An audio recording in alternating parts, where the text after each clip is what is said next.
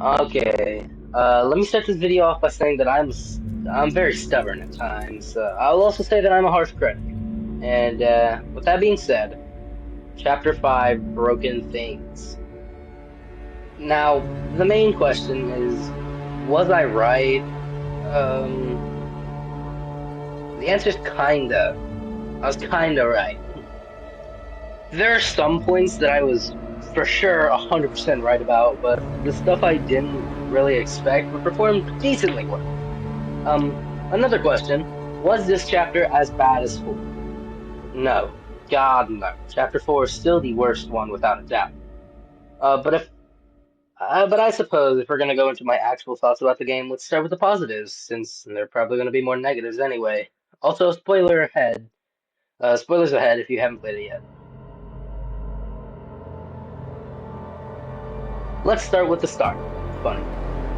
The beginning of this game is really creative and interesting at the same time. Starting off where we left off in Chapter 4 with Huggy is really cool. I like the chase that follows, and I like how it uses that chase to review all the mechanics. That's cool.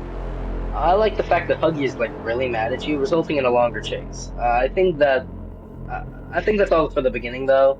There is some stuff that I can talk about later, but we'll get to that eventually. The next positive thing I can say is that for the most part, the cutscenes are really well animated. I think the Giblet introduction is really well animated. Some other good cutscenes I can think of are probably Lily's introduction, the Prototype's introduction, and the Huggy and Kissy reunion.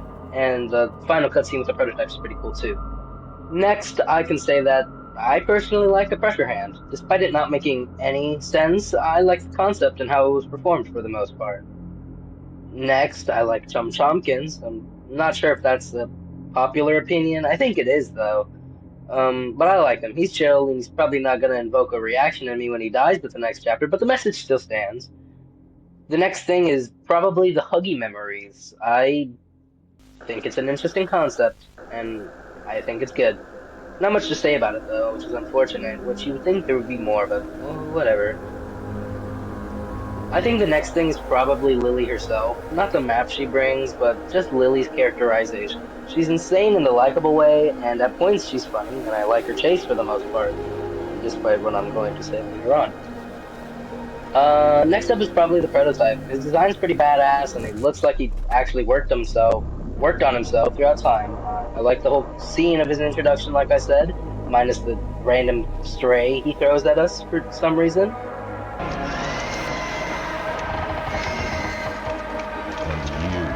The outsider.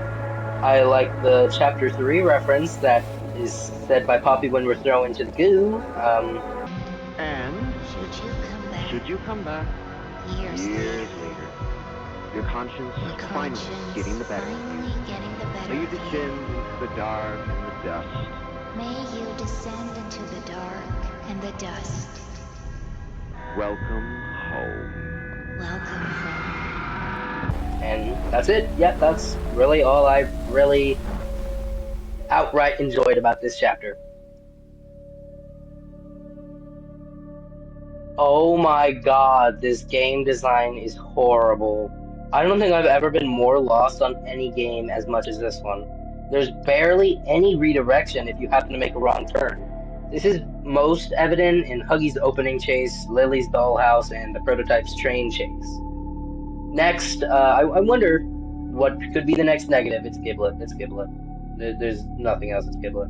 You wanna know how many times Giblet reminds you that he's not a hero? It's 3. It's 3 times. I'm not some kind of hero, but I can help you. But look, I told you I'm not a hero. Is she okay? Look, I told you I wasn't a hero. This annoying bastard does absolutely nothing except be passive-aggressive to you during the 3-part puzzle. He doesn't even help you once. He's just annoying. He makes me want to quit. I got it. Maybe unplug it and plug it back in again. Don't worry, chum. The butcher's got this. Hey, chum, tell him they're doing great. I hope the Prototype isn't waiting for us. Oh, I know. Have you tried solving the puzzle? I mean, did you hit your head or something? Speaking of annoying, the next one is the annoying dialogue. Did you know that if you walk back and forth while doing the puzzle to free Poppy and Kissy's and Lily's dollhouse, Poppy will repeatedly ask if you found a way to free them? This is most likely because the touch trigger is right in between the door and the breaker wall, meaning if you walk past it, she'll ask, which doesn't help if you're constantly doing it to complete the puzzle and progress. Another thing is in the Lily chase. If you spend too long doing a part of the chase and don't pass the command trigger, you're dead. She'll start counting down because that's what she is. She's annoying. This is most likely because of a command trigger. I don't know exactly what kind of command trigger, but it's an annoying one, which is not how you code a game in the slightest. The purpose of any game is to allow the player to make mistakes, even in tense situations. You don't give them that because you don't tell them what to do. You're making them pay the price because you don't know how to design a well-coded and fair game mob entertainment. Speaking of which, let's talk about the actual chase itself because it's really, really bad. Let's run it step by step, okay? Kissy just single-handedly scared off the prototype, and Lily starts to chase after you. As seen in this gameplay, you run up the stairs, and Lily cuts you off with a strand of hair. You would think that you would have to wait for the hair and continue to follow Kissy, because that's where she's running.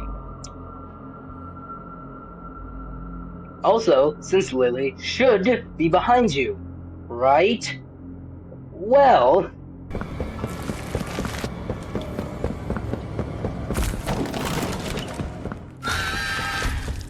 What? But she was behind us. There's literally proof that she was behind us. Well, here's a diorama. We start running after Kissy, and Lily runs after you until you get to right about here. At this point, Lily will actually teleport behind the door for a jump scare, but because you aren't expecting it, you're more likely to die on your first go. It took 2 patches of this game to put you into a cutscene that slowed you down as Lily bursts through the door. Which is stupid, because then it's not scary. Going back to our play-by-play, you must run through Lily's bedroom to a void.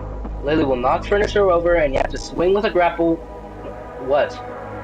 What do you mean? The grapples got removed with anti-gravity bracelets. Why does the toy factory only have anti-gravity bracelets 900 feet into the ground? Whatever. You fly across the void and you enter the house again. You fly to the other room with the tuba, then you cross paths straight into Lily? No. No. I draw the line now. Flying with anti-gravity charms. Yeah, sure. Teleporting? Also, sure. But walking directly into her path? You're pushing your luck, Bob. How didn't she get us here? We're literally walking into traffic with this one. But fine. Let's say Lily is stupid and forgets to kill you. You simply fly up to the attic. Sure, yeah, why not? Then you run under some furniture and Lily appears from a secret passageway and you get to the roof/cloud area. You have to fly up a cloud, jump onto the next, and then fly to another, then you're not gonna believe it, fly to another cloud, then fly to a random catwalk. Lily will yap in a soprano-esque manner, and then you'll use the pressure hand to drop her to the ground and crush her with the cloud. Wait. What? She dies by falling? But we've been foreshadowed that her hair burns with fire. Why even include the flammable hair detail if you're just going to give her Huggy's death?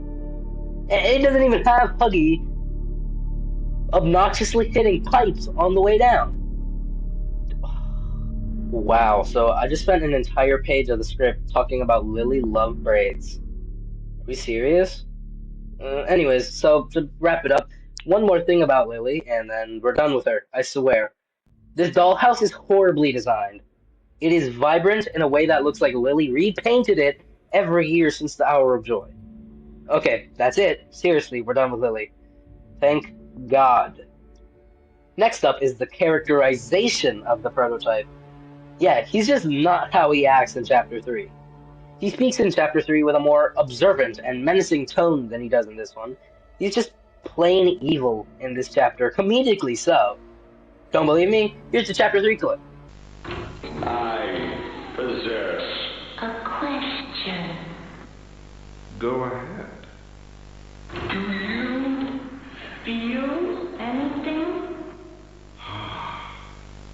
This question referred to what exactly? You stick us, beat us, tear at flesh. Do you feel it? But there's a secret. And now, here is his intro inside of the dollhouse. I did. What I had to. There. In a better place now. Built us a home And kept us. safe. And you repaid me. By bringing in an outsider. What, you don't believe that they just switched up his character? Well, here's a tweet from someone at Mob themselves admitting it.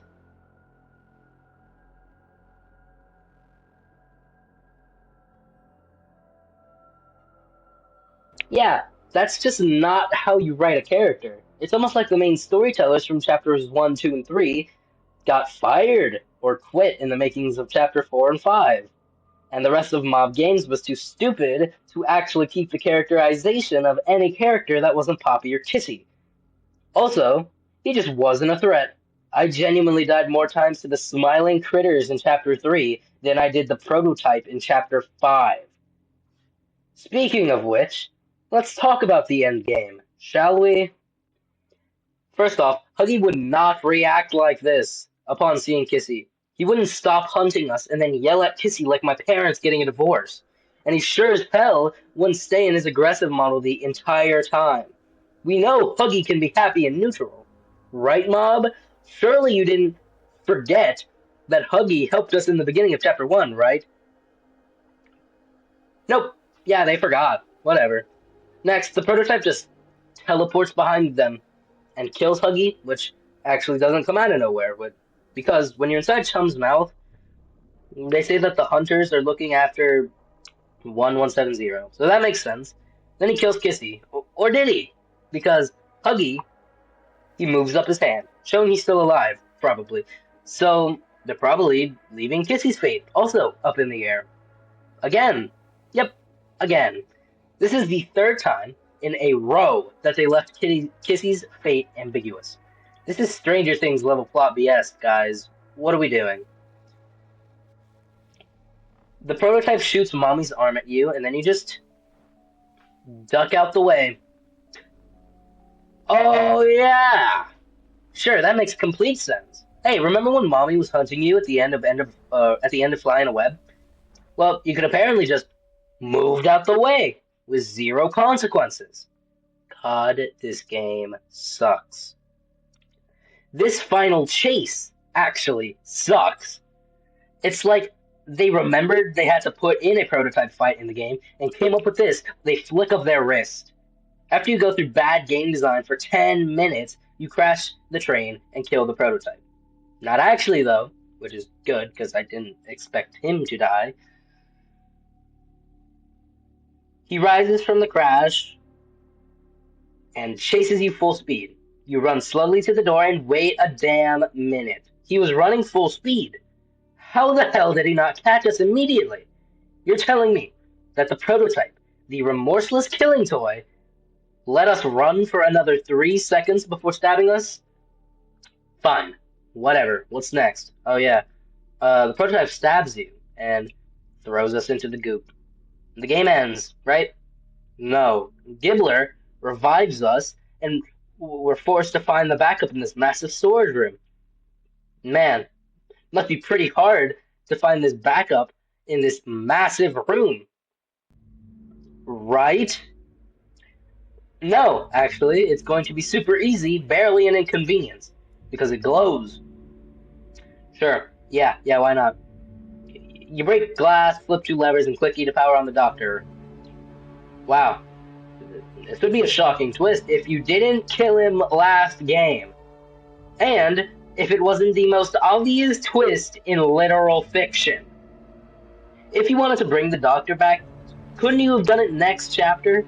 If you ended the chapter at the goo, or even when Goblet revives us, then you could start the next chapter with walking into the storage room and reviving the doctor.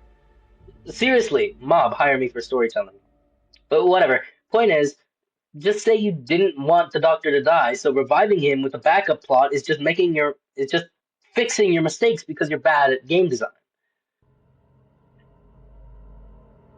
There are some other bad stuff I didn't mention, like how the prototype's intro you can see Lily walk off and then she teleports when when the plot says that she needs to try to grab Poppy and get pimp slapped by the prototype. And they did what they did to Pianosaurus to the prototype. Remember when I said that I thought the prototype would be in half of the game? Probably not, since nobody watched that video. Here. It's probably going to be around 2 hours long, and honestly, thinking with the worst of the worst, the prototype might only be in maybe half of it. But that's my bad, because I forgot the developers don't know how to add characters to the game. The prototype is almost 10 minutes of screen time in this almost 3-hour game. The rest is bland and basic puzzles and dicking around with wrong side animals and Lily. So, here, I'm just going to end this video on my ranking of the games, including 5. No explanation. If you want that, you have to vote for it. Coming in last place is Safe Haven. Fourth is The Tight Squeeze. Third is Broken Things. Second is Fly in a Web. And first is Deep Sleep. If you made it this far into the video, you probably liked it, so hit subscribe so you don't miss any of my other videos, and the FNAF 2 ranking coming later this month. Also, just in case you weren't aware, I run on a schedule like this.